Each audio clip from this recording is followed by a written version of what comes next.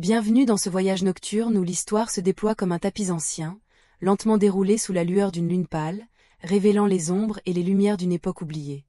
Une époque où une simple paysanne, une fille de 17 ans à peine, sans lignage noble ni éducation savante, osa défier les rois, les armées et l'Église elle-même, portée par des voix venues d'ailleurs.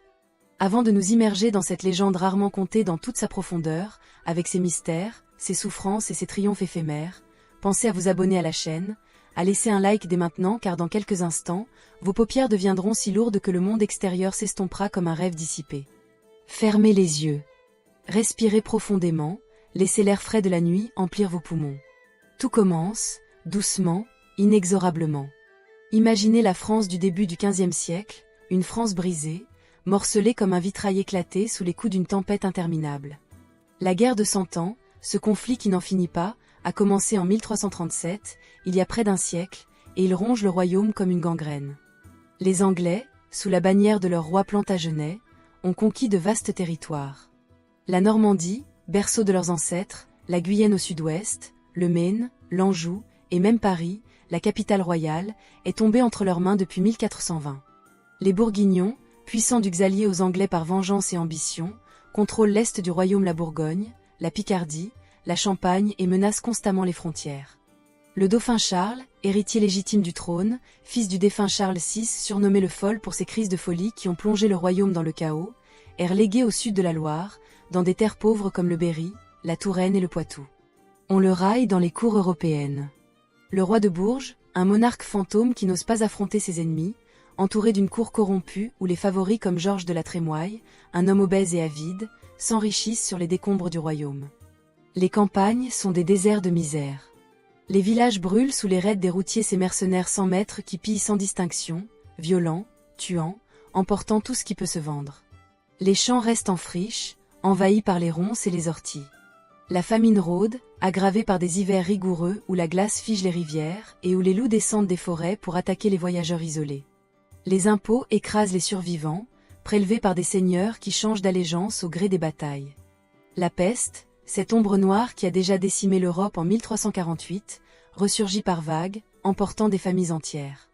Et au milieu de ce tableau apocalyptique, loin des intrigues de cour, niché au creux d'une vallée verdoyante près de la Meuse, se trouve un petit village nommé Domrémy. Domrémy n'est rien d'extraordinaire. Une centaine d'âmes tout au plus, disséminées dans des maisons basses en torchis et bois, coiffées de toits de chaume qui fuient lors des pluies torrentielles. L'église du village, dédiée à Saint Rémy, celui qui baptisa Clovis et fit de la France une nation chrétienne, est un bâtiment simple, avec un clocher trapu et des murs blanchis à la chaux. Près de là, une fontaine murmure jour et nuit, entourée d'un grand arbre, un hêtre ou un chêne séculaire que les anciens appellent l'arbre des dames ou l'arbre des fées. Les légendes locales disent que les fées y dansent les nuits de pleine lune, et que quiconque les voit peut obtenir un vu ou une malédiction. Le village est à la croisée des mondes. Il dépend du duché de Bar, mais touche aux terres du duché de Lorraine et du royaume de France. Les habitants, des paysans libres pour la plupart, paient des impôts à plusieurs seigneurs selon les caprices des alliances, et ils ont appris à naviguer entre loyautés contradictoires pour survivre. C'est là que vit la famille d'Arc. Jacques d'Arc, un homme robuste aux mains calleuses, est doyen du village, une position de responsabilité où il arbitre les disputes, collecte les taxes et veille à l'ordre communal. Sa femme, Isabelle Romé, est une femme pieuse et travailleuse, originaire d'un village voisin. Il possède quelques arpents de terre fertile, des vignes sur les coteaux, un troupeau de moutons et de vaches, une maison solide avec un étage où dorment les enfants. Pas de misère abjecte, mais une vie rude, rythmée par les saisons. Les semailles au printemps, les moissons en été, les vendanges en automne, les longues veillées d'hiver autour du feu où l'on raconte des histoires de saints et de miracles. Ils ont 5 enfants. Jacquemin l'aîné, qui aide au champ de gin, turbulent et bagarreur Pierre, qui deviendra plus tard un fidèle compagnon Catherine, la surcomplice, et enfin la cadette, Jeannette, née vers 1412, une date approximative, car les registres paroissiaux ne notent pas toujours les naissances des humbles. Jeannette grandit dans ce monde clos, imprégné d'odeurs de terre humide, de fumier et de pain frais. Sa mère lui apprend les tâches domestiques. Filer la laine au rouet, tisser des étoffes grossières, coudre des vêtements usés par le temps, cuire le pain dans le four communal, traire les vaches au lever du soleil. Son père et ses frères lui montrent comment garder les troupeaux dans les prés communaux, comment reconnaître les plantes utiles des mauvaises herbes, comment réparer une clôture brisée par un orage. Elle n'apprend pas à lire ni à écrire, c'est réservé aux clercs et aux nobles, mais elle mémorise les prières latines par cœur. Les Pater Noster, l'Ave Maria, les Credo. Chaque dimanche, elle assiste à la messe, fascinée par les vitraux qui filtrent la lumière en couleur divine, par les sermons du prêtre qui parlent de saints martyrs, de miracles et de la fin des temps. Elle est pieuse au-delà de la norme. Elle prie souvent seule, à genoux sur le sol froid de l'église, ou dans les champs, les yeux levés vers le ciel. Les autres enfants du village la trouvent étrange. Elle ne jure pas comme eux, ne rit pas aux blagues grossières sur les garçons et les filles, ne participe pas aux jeux turbulents près de la rivière. On la surnomme parfois la pucelle, la Vierge, avec un mélange d'admiration et de moquerie.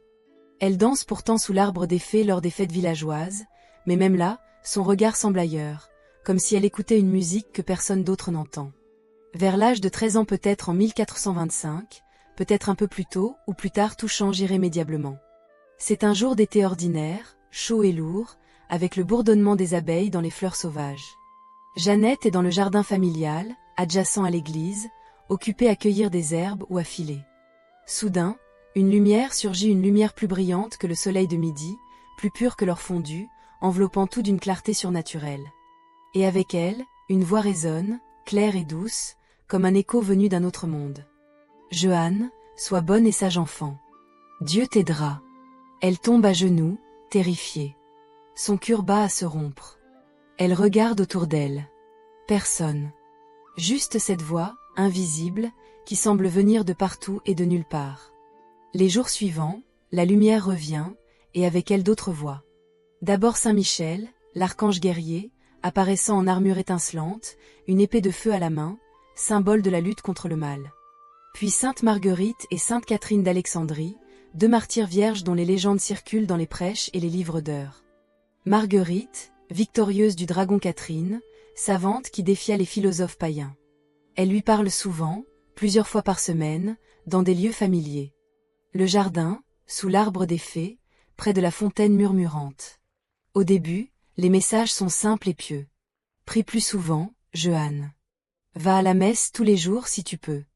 Aide les pauvres et les malades. Confesse-toi régulièrement. Sois charitable envers tous. Elle obéit, redoublant de dévotion, passant des heures en prière, jeûnant plus que nécessaire, donnant aux mendiants ce qu'elle peut. Mais progressivement, les voix deviennent plus impérieuses, plus précises, chargées d'une mission qui dépasse l'imagination d'une adolescente de campagne. Va en France, Jeanne. Lève le siège d'Orléans, cette ville assiégée par les Anglais depuis des mois. Conduis le gentil dauphin à Reims, la cité des rois, pour qu'il soit sacré avec l'huile sainte de la Sainte Ampoule. Rends à la France son roi légitime. Elle est épouvantée. Elle répond aux voix. Comment? Je suis une pauvre fille, ignorante, sans force. Je ne sais ni monter à cheval, ni manier l'épée, ni commander des hommes. Comment pourrais-je affronter des armées entières? Les voix insistent, patiemment. Dieu te guidera. Les capitaines t'obéiront. Le roi sera couronné. Tu auras des signes. Aya foi. Elle pleure des nuits entières, hantée par ses appels. Elle en parle vaguement à ses parents. Jacques la gronde sévèrement, la menace de la battre si elle continue ses folies imaginaires. Isabelle, plus douce, s'inquiète pour sa santé. Jeannette se tait, mais les voix ne se taisent pas. Elles reviennent, jour après jour, nuit après nuit, comme un appel incessant qui la ronge de l'intérieur. À 16 ans, en 1428, elle ne peut plus ignorer l'appel. Elle sent que le temps presse. Orléans est assiégé depuis octobre, la situation empire. Elle convainc son cousin Germain, durant la soie, un homme simple du village voisin, de l'emmener à Vaucouleurs, une forteresse royale tenue par Robert de Baudricourt, capitaine loyal au dauphin. Première visite. Baudricourt, un soldat rude et pragmatique, rit aux éclats devant cette gamine qui prétend être envoyée par Dieu. Ramène-la chez son père et donne-lui une bonne paire de claques pour lui remettre les idées en place. Elle repart, humiliée mais déterminée. Elle revient une deuxième fois, puis une troisième. Elle dit « Messire capitaine, les seigneurs de France, le dauphin et tout le royaume sont perdus si vous ne m'aidez pas. Mes voix m'ont commandé de venir vers vous. » Pour appuyer ses dires, elle prédit une défaite française près d'Orléans la fameuse journée des harengs, où un convoi anglais transportant des barriques de poissons pour le carême est attaqué, mais les Français sont repoussés. Quand la nouvelle arrive, confirmant ses paroles, Baudricourt blêmit. Impressionné ou effrayé, il cède enfin. Il lui donne une escorte de 6 hommes d'armes, des soldats fidèles, et une lettre de recommandation vague pour le dauphin. Avant le départ, Jeannette coupe ses longs cheveux noirs en rond, à la mode des pages. Elle endosse des habits d'homme. Chausses lacées aux genoux, pourpoint ajustés en laine, bottes hautes en cuir usé, chapeau rond pour protéger du soleil. Ce n'est pas un déguisement pour tromper sur son sexe, tout le monde sait qu'elle est une fille, et elle ne le cache pas. Mais c'est une nécessité pratique dans un monde brutal. Pouvoir monter à cheval en Amazone sans jupe qui s'en mêle dans les étriers, dormir dans des auberges ou des camps militaires sans craindre les agressions nocturnes, et surtout affirmer son statut d'envoyée divine, au-dessus des normes de genre, comme une prophétesse biblique ou une sainte guerrière. Le voyage vers Chinon est une odyssée périlleuse. Il traverse une France en lambeaux. Chemins boueux creusés par les pluies, villages incendiés où ne subsistent que des ruines noircies, bandes de routiers qui rôdent comme des loups réels qui hurlent la nuit. Ils évitent les patrouilles anglaises et bourguignonnes, dormant dans des granges froides, mangeant du pain sec et du fromage rance. Jeannette prie constamment, encourageant ses compagnons quand le moral flanche. Après 11 jours, ils arrivent à Chinon, le château du Dauphin, une forteresse perchée sur une colline, entourée de murailles sombres et de tours menaçantes. Le Dauphin est prévenu de cette étrange visiteuse. Méfiant la cour pullule d'espions et d'intrigants, il organise le test légendaire. Il se cache parmi 300 courtisans richement vêtus dans la grande salle du château, illuminée par des torchées fumantes et des cheminées rugissantes. Jeannette entre, vêtue de son habit masculin, le regard droit. Elle ignore les nobles qui la dévisagent avec curiosité ou mépris, et va droit vers Charles, un jeune homme de 26 ans, maigre, mal rasé, aux yeux fuyants et au teint pâle. Elle s'agenouille. « Gentil dauphin, je suis venue pour vous aider. Dieu m'a envoyé pour vous dire que vous serez roi. » En tête-à-tête, dans une chambre privée aux murs tapissés de velours usé, elle lui révèle un secret qu'il n'avait confié à personne. Une prière intime qu'il avait faite seul, dans une chapelle obscure, suppliant Dieu de lui révéler s'il était vraiment le fils légitime de Charles VI ou un bâtard issu des adultères notoires d'Isabeau. Comment pouvait-elle savoir? Charles Pleur, Boulevers. Il la croit. Pour la première fois depuis des années, il sent un espoir renaître. Mais la cour n'est pas si facilement convaincue. Yolande d'Aragon, la belle-mère du dauphin, une femme astucieuse et puissante, duchesse d'Anjou, voit en Jeannette une opportunité. Un outil pour galvaniser les troupes et légitimer Charles. Elle la protège farouchement.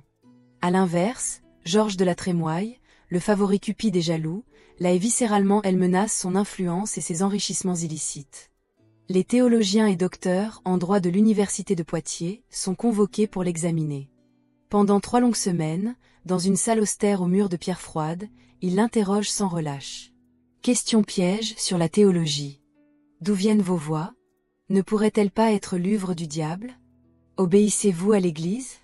Êtes-vous en état de grâce? Jeannette répond avec une simplicité désarmante, presque naïve, qui les déconcerte. Si je n'y suis pas, que Dieu m'y mette. Si j'y suis, que Dieu m'y garde. Mes voix viennent de par Dieu. Elles me commandent le bien. Il conclut, après délibération. Cette fille semble envoyée par Dieu. Elle n'est pas hérétique. Qu'on l'essaie aux armes pour voir si ses paroles se vérifient. On lui accorde une armée modeste au début, quelques milliers d'hommes démoralisés, mais renforcés par des volontaires attirés par la rumeur de cette pucelle d'Orléans envoyée du ciel. On lui forge une armure blanche, légère et polie comme un miroir, sans ornement superflu, symbolisant la pureté et la divine mission. On lui confectionne un étendard personnalisé. Sur fond blanc immaculé, les lys d'or de France, les noms sacrés Jésus-Maria, 2 anges agenouillés tenant les armes royales. Elle refuse de porter une épée pour tuer. Je ne suis pas venue pour verser le sang chrétien, dit-elle, mais accepte une lame ancienne, découverte miraculeusement derrière l'autel de l'église de Sainte-Catherine de Fierbois, exactement comme les voix le lui avaient révélé dans une vision.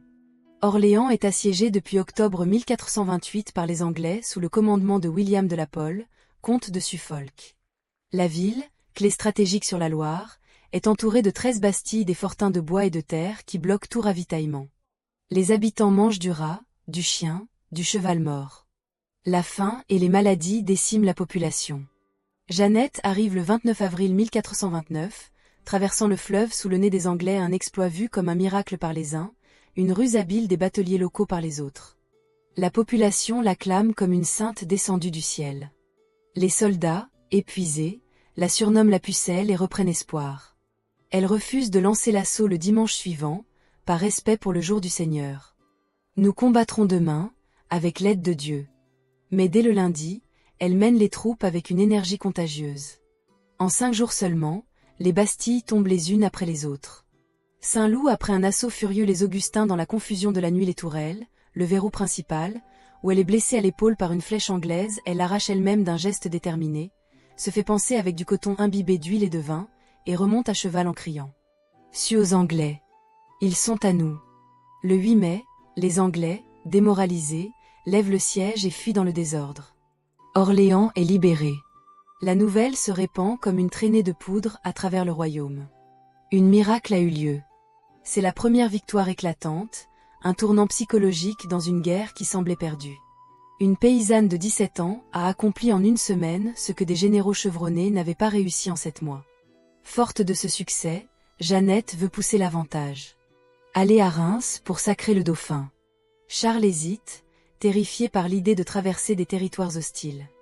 Le chemin est long, semé de villes tenues par les Anglais et les Bourguignons. Jargeau, Meung-sur-Loire, Beaugency. Les conseillers de la cour, prudents ou jaloux, déconseillent. Trop risqué, sire. Attendons des renforts. Jeannette insiste avec une passion ardente. Mes voix me le commandent.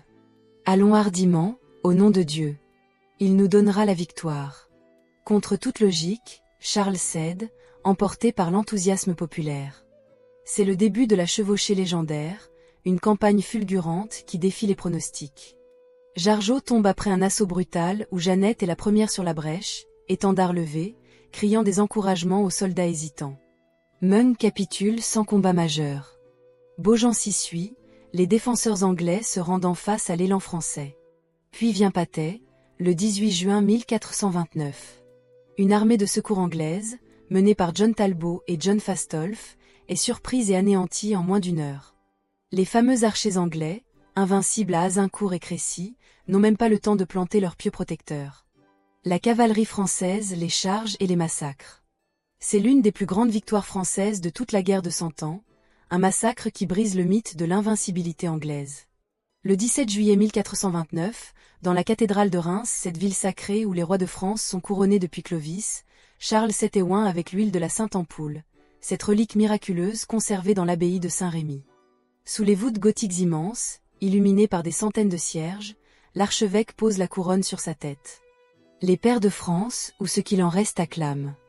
Vive le roi!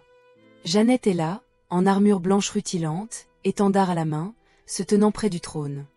Quand les cloches sonnent à toute volée, résonnant dans toute la ville, elle pleure de joie, des larmes coulant sur ses joues rougies par l'émotion. Elle murmure à son confesseur, frère Pasquerel.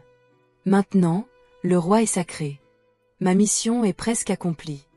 Bientôt, je pourrai retourner à Domrémy, filer la laine et vivre en paix. Mais dès le lendemain, l'atmosphère à la cour change subtilement, comme un vent froid qui s'insinue sous les portes. Jeannette est trop populaire. Les foules l'acclament plus que le roi lui-même. Elle est trop imprévisible, trop indépendante. Les favoris comme la Trémoille la voient comme une menace à leur pouvoir. On signe une trêve de 15 jours avec les Bourguignons, une trêve que Jeannette qualifie ouvertement de trahison, car elle donne du répit aux ennemis. Elle veut poursuivre l'offensive, prendre Paris, chasser les Anglais une fois pour toutes. Elle attaque la capitale en septembre, menant un assaut audacieux sous les murs. Mais c'est un échec sanglant. Les Parisiens, sous influence bourguignonne, résistent farouchement. Une flèche lui perce la cuisse, la clouant au sol dans une douleur atroce. On la ramène de force à la cour, où on la marginalise, la surveillant comme une prisonnière dorée. Les voix lui disent de persévérer, mais la réalité est cruelle. Le roi, maintenant légitime, préfère négocier plutôt que combattre. Pourtant, Jeannette ne renonce pas. Elle repart sur le terrain, levant une petite troupe pour harceler les ennemis. Elle prend la ville de Saint-Pierre-le-Moutier presque seule, dit la légende, en criant aux soldats hésitants. À l'assaut, au nom de Dieu. N'ayez pas peur, il est avec nous. Puis elle se dirige vers Compiègne, une place forte menacée. Le 23 mai 1430, lors d'une sortie audacieuse, elle est capturée.